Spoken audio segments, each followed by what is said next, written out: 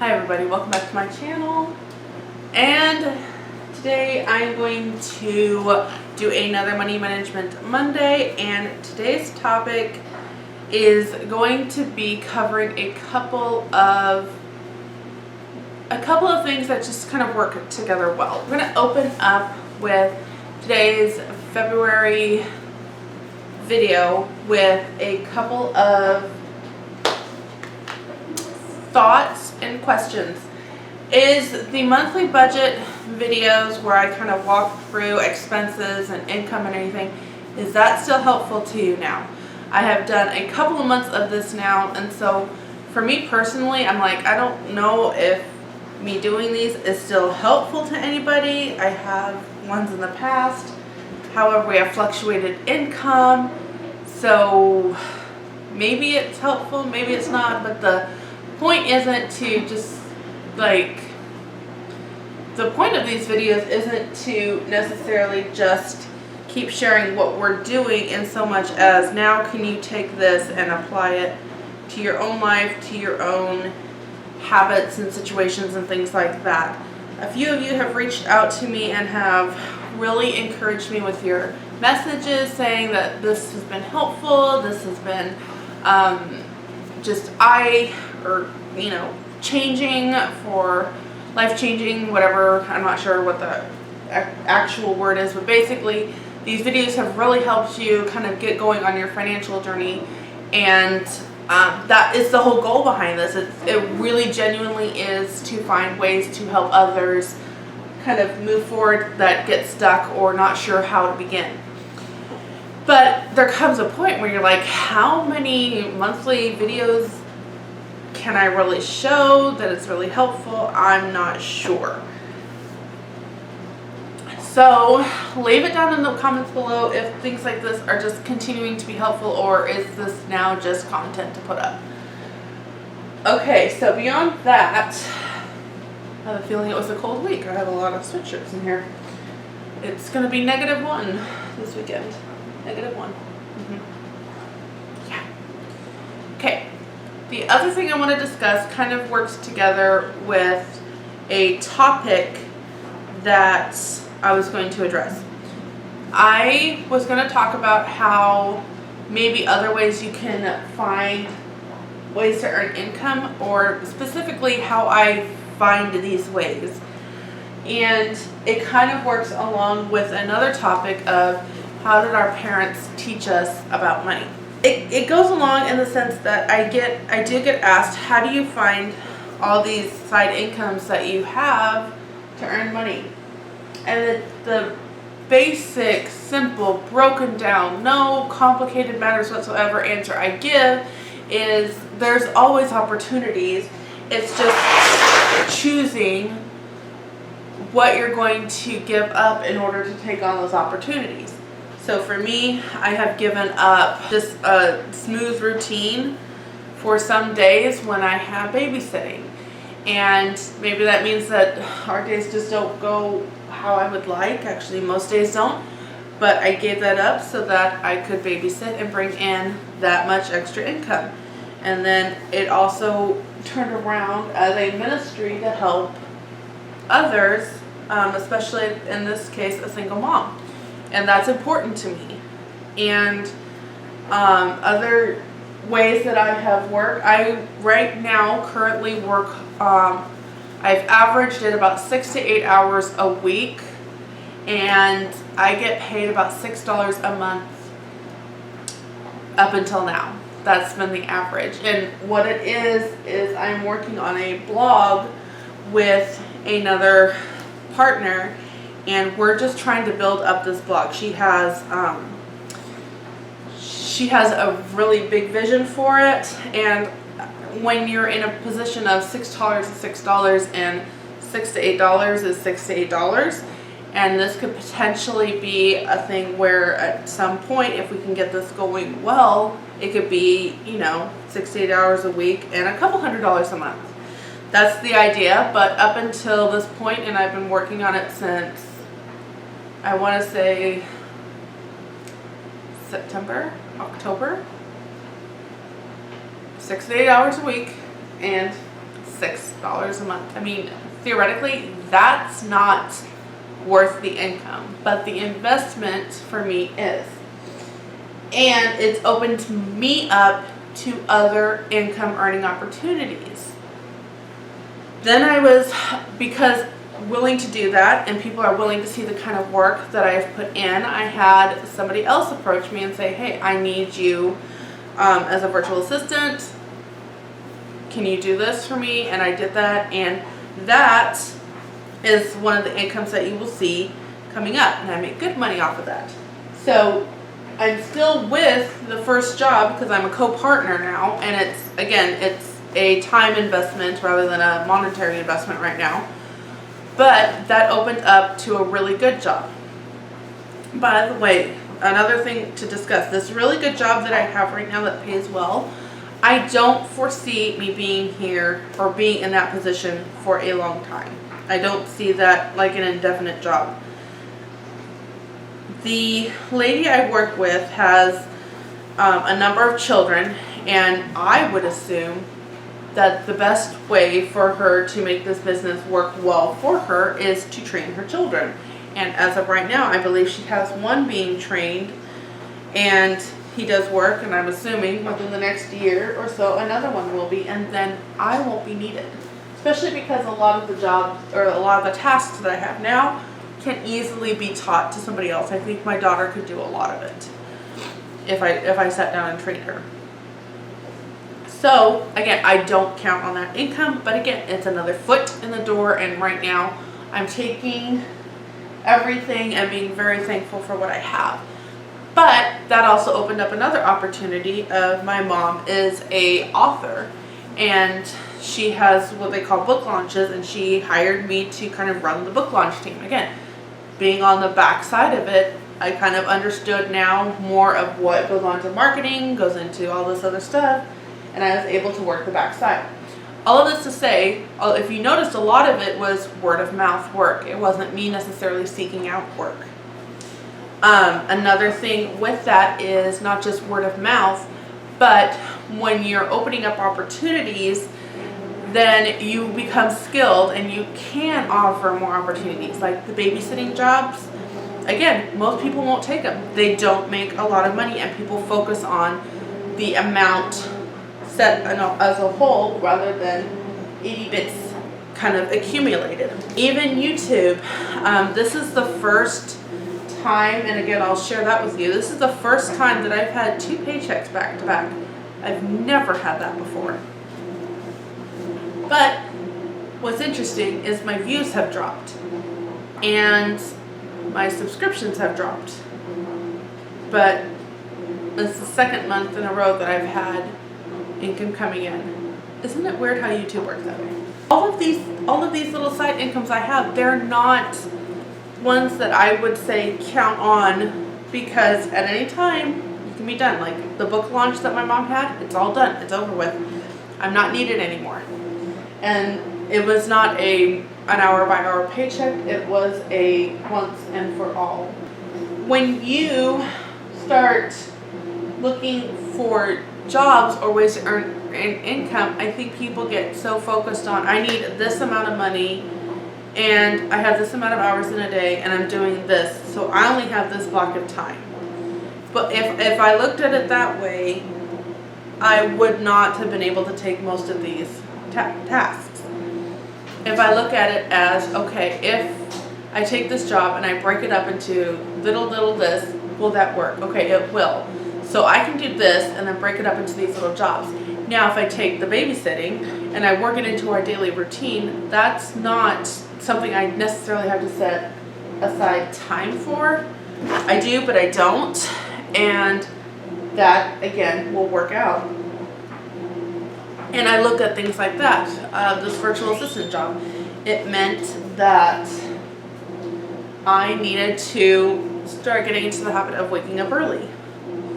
And it's like, okay, so if I wake up an hour to 2 hours earlier, and then in the evenings usually I would do like my reading or catch up on laundry. I'm like, okay, well if I work it out this way to now I have a job, and so the kids are going to have to step up, and if they take over this chore, and then I can move this over here. So all of that to say, you start just rethinking things and figuring out ways. Now, in order to find jobs, again, I kind of opened that a lot of what I do is word by mouth, and I've had a couple people reach out and like, how did you get these? People focus a lot on the virtual assistants because it's an hour by hour job and it's something they can do from home, and I think they kind of just narrow in on that. But sometimes it's more of a growth kind of thing. It's a little task here and it's a little task there, and somebody's noticing all the work and how well it's done and how consistent you are and the praise people are giving for you, and they're like, okay, how about this whole thing? And that's where a lot of my work kind of came in. It didn't start out necessarily a big role, it was little by little. So there's that, and then along with that, like, how does this fit into how our parents taught me about money? My parents didn't necessarily sit down and say, we're gonna have a budget talk. I did have consumer math that I did in high school, where you learn how to balance a checkbook and figure out percentages, and honestly, the only thing I remember from that is just balancing a checkbook. I don't remember anything else, which is very unfortunate, but you don't use it, you lose it. And it wasn't until Dave Ramsey that I'm sure all those little things that I did learn from consumer math suddenly kind of came into the picture, but I genuinely don't remember. But what I do remember from our parents' teaching is we had an allowance, probably when there was only 4 of us rather than 9 of us. We had an allowance, and it was every 2 weeks. And sometimes that was I think one of the reasons my mom stopped doing that was she ended up pregnant, and the memory just being pregnant myself, I understand. The memory just wasn't there to remember to consistently pay us the allowance every week. And the allowance wasn't necessarily based on if you did your chores or not. I don't remember that. It might have been. Don't really remember that. I do remember my sister was a saver and I was a spender. I do remember that. And it was hard for me to see every week. I'd check out and I had something to spend on, and there was my sister just, oh no, I don't need anything.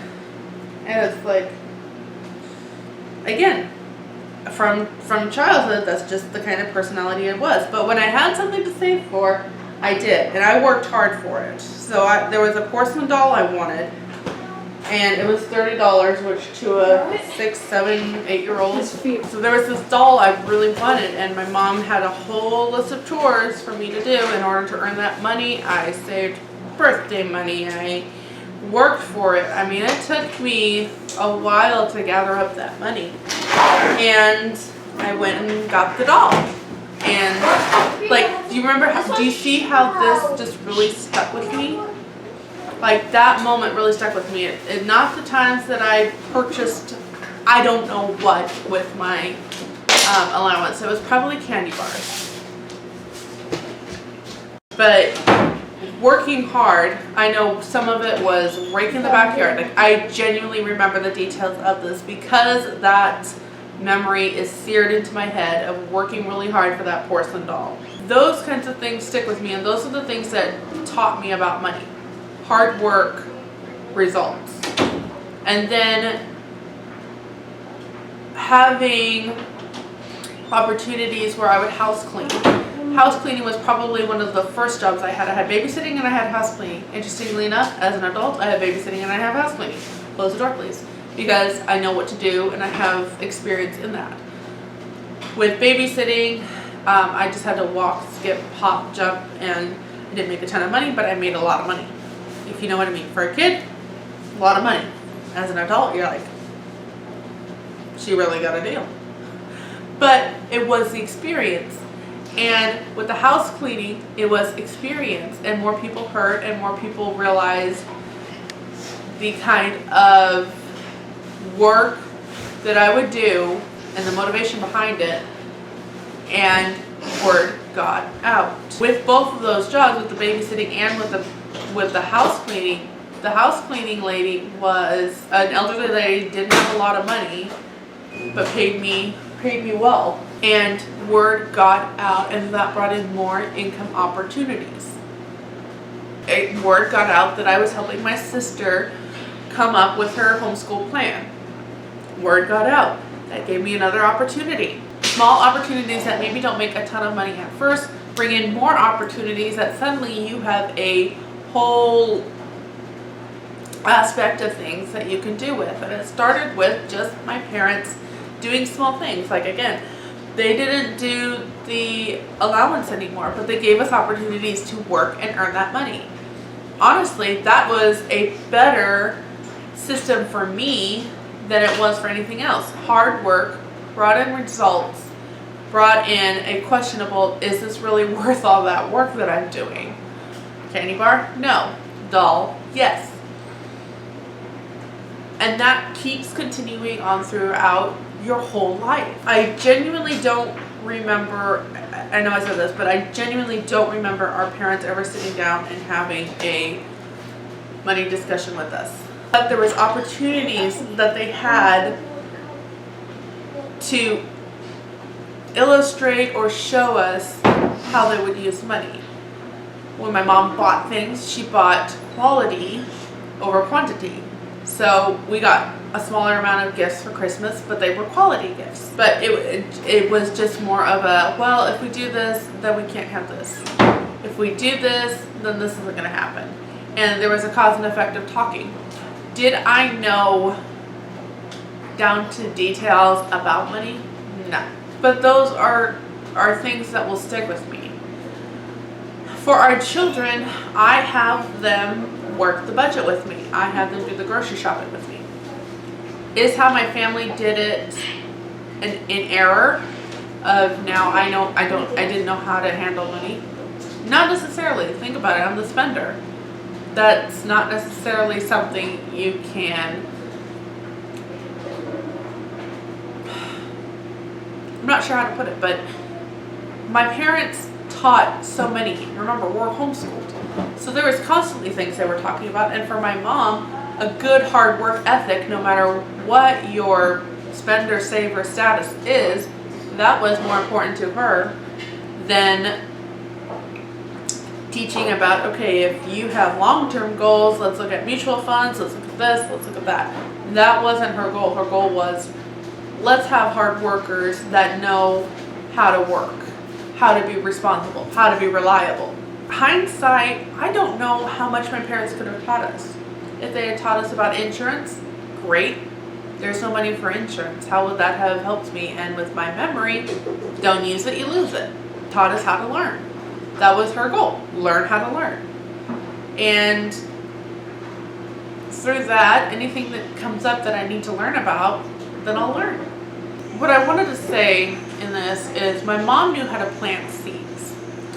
So my mom was really big on, I'm not going to tell you what to do. I'm going to give you a thought, and then you can act on it.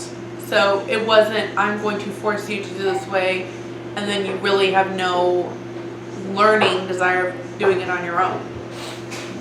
So in this case, I'm thinking of a situation where we were driving, and I've had this same conversation while we were driving. Again, those memories stick in your head. My mom was talking about a homeschool family she knew. She was on back in the day, the Christian website board. And this particular family had very high standards, and one of the things that they required of their kids was to save 50% of everything they learned from the time they were small. Every quarter, every penny, half of it was saved. And it was just this mindset that they began. Half of it was saved.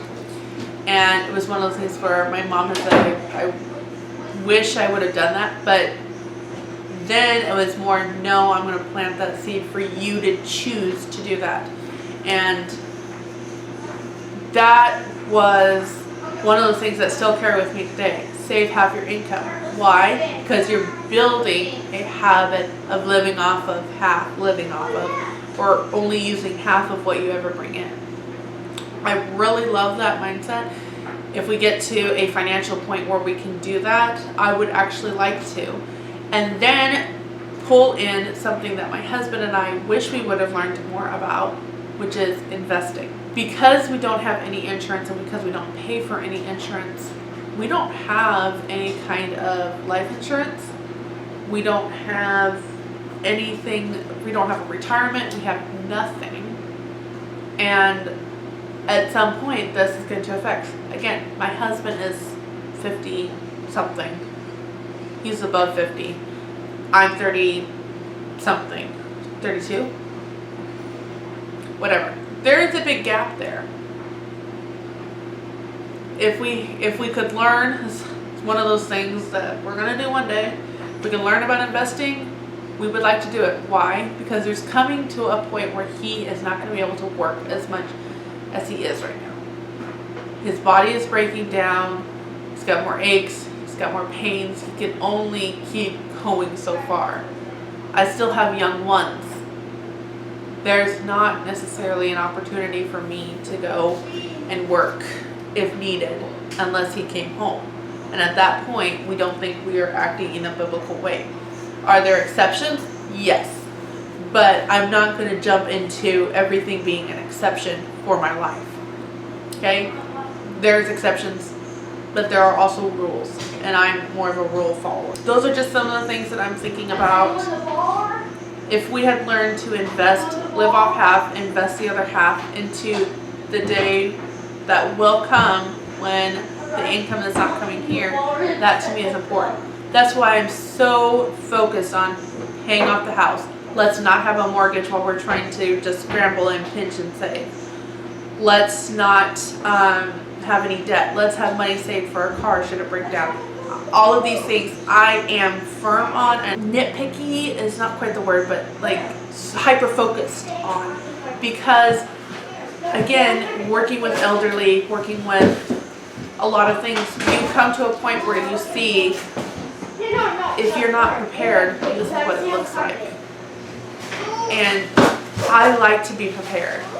I'm not very good at it. I learn, and I'm a slow learner. I get that. All the kids just came home, so bear with me. Okay, let me try to wrap that up. So, yes, there's some things that I would like to learn that maybe my parents didn't necessarily teach me, but it goes back to what they did teach me, and through that, learning how to learn, looking at opportunities in a different light, seeing a bigger picture. Again, my parents didn't maybe sit down and have like, this is how you should budget, this is how you should save, this is how money works, this isn't how maybe they didn't sit down and have that, which by the way, if you've never heard of Uncle Eric, Richard Mayberry books, Whatever Happened to Penny Candy, worth reading.